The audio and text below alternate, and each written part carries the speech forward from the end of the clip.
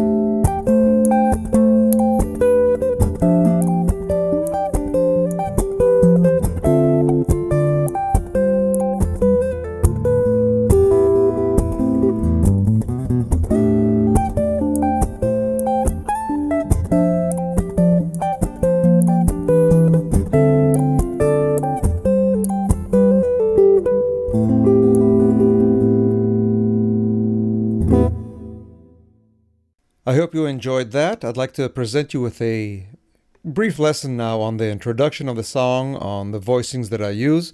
Just before that, let me just say, if you're not familiar with me, my name is Jake Reichbart. I specialize here on YouTube in fingerstyle guitar arrangements of pop and jazz standards that I enjoy performing on my gigs. I have many full-length lessons available by DVD as well as download. When I say full-length, sometimes more than 2 hours, and I go in great detail to everything that I do, not only what I do, but how I do it and how I got there, and more importantly than those, how you can make your own arrangements. So to find out more, just send me an email to jake.reichbart@gmail.com. And right now I'm going to zoom in the camera and offer a short lesson on how I play the introduction to the song. In this particular case, it was my intent to play an arrangement that reflected the song, the original, as close as I could, which is to say that I played it in the same kind of tempo, same style. I was able to preserve the key. That worked out great. That's not always the case. Many arrangements I'll deliberately choose to change. For my own particular tastes, I'll take something that's fast and play it slow, vice versa. Change the style, change the key. Sometimes I have to change the key or want to change the key because I gained some open strings from a different key. As I said, in this particular case, the arrangement is designed to reflect the song more or less as recorded. With that in mind, the song is in the key of A minor. And the tune starts with two voicings that reflect an A minor 7. I play an open A on the 5th string.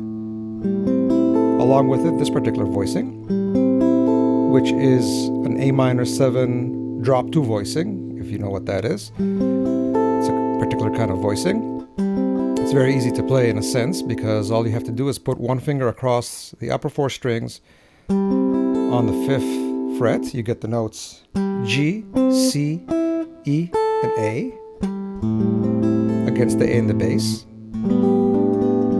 The second voicing is in fact a G chord against an A. So now I have my first finger on the 3rd fret playing the notes G and D.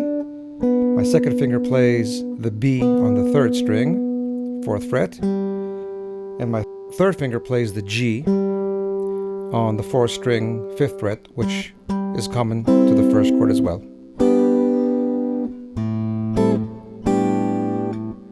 I repeat the first voicing. Here's something interesting. Something interesting happens. This voicing, which looks different and is different than this, nevertheless sounds almost the same. And I make a change in fingering because in a moment I will play a couple of bass notes that will be impossible to play, or I would have to interrupt the chord from ringing in order to play those bass notes. And the bass notes are the E on the 4th string, 2nd fret, and the open A just before going to the F, which we will see in a second. So what happens is that I go this voicing actually has the exact same top 3 notes, the G, D, and B, but instead of playing the G as I've done just a moment ago, I don't really need it. I already have a G up here. I change it to play this voicing, which in itself is an E minor 7 drop 2. The notes here are E, B, and as I said, D and G. Strings 4, 3, 2, 1, frets 2, 4, 3, and 3. And when I play this voicing, I only play the top 3 notes. That's all that I really need to create the effect. Now, while these notes are still ringing, I already have my first finger here in place to hit that E and then the open A before playing the next voicing. So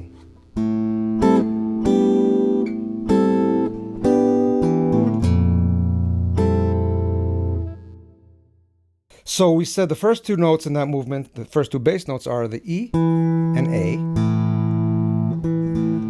And the third one is the F on the 6th string, 1st fret. This is a little bit of a stretch, and with my pinky I catch the exact same 4 notes that a moment ago I played with my 1st finger, except that now against this F, these 4 notes spell an F major 9. So F in the bass along with a G, C, E, and A. Now I try to play all 4 notes here I get a nice rich sounding chord, but sometimes I find myself just playing the top 3. I'm not such a disciplined right hand fingerstylist. So it's enough to create the effect just by playing the top 3 notes, and it still spells an F major 7.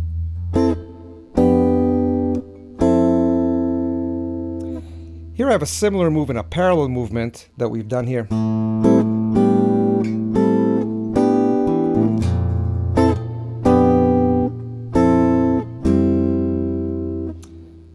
So the first chord against the F we've already analyzed. Same top 3 notes which spell a G chord, so the notes are G, D, and B. I have to finger them with these 3 fingers, fingers 3, 2, and 4, playing the G, D, and B, because my 1st finger is busy here playing the F in the bass.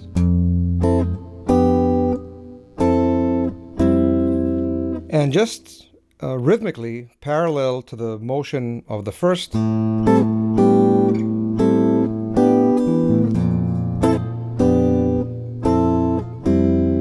each of these voicings has a parallel one now in the key of F, so we already saw the first 2. The third repeats. The 4th voicing is quite an easy shift, so you move your pinky from playing the top 3 notes on the 5th fret, which are the C, E, and A, and you shift them up 1 group of strings to strings 4, 3, and 2. In fact, if your finger was just laying across all 4 strings, all you have to do is pluck out the notes with your right hand. But if you're only playing 3 at a time, you're shifting from A, E, C to E, C, G. Put together. While these 3 notes are ringing, lift your 1st finger and play this bass movement.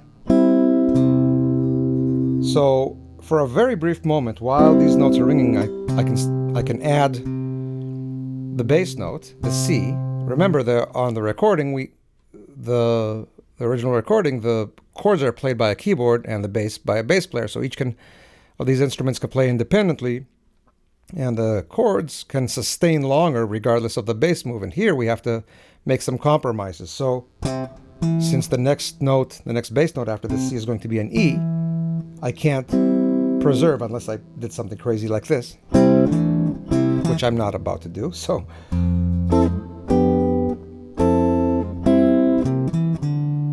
the bass notes are on the 5th string, frets 3, 7, and 5.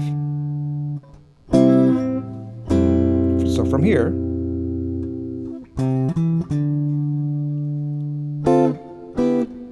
I land on the D, and this prepares me for the D minor 7 chord in the 5th position. So I play this D in the bass. Along with it, I play the notes C, F, and A. Have a bar with my 1st finger, and the 2nd finger adds the F on the 2nd string.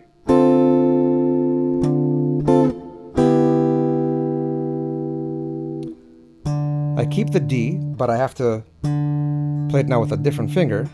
My 3rd finger, in fact, because I'm going to play a different voicing at the top. The notes are G, E, and B on strings 1, 2, 3, frets 3, 5, and 4. This in itself is an E minor triad, but it's played against a D in the bass. So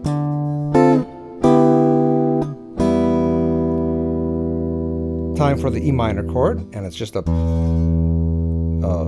open E in the bass with the top 3 strings, which are the G, B, and E. This movement is only played on the upper 2 strings. So from the B and E, now I move to play D and G, and then E and A, frets 3 and 5.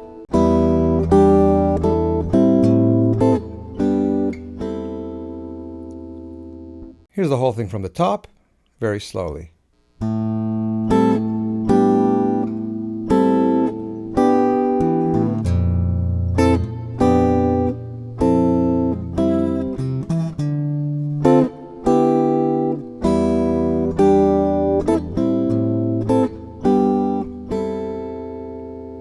And at the end of this phrase, I return to the A minor.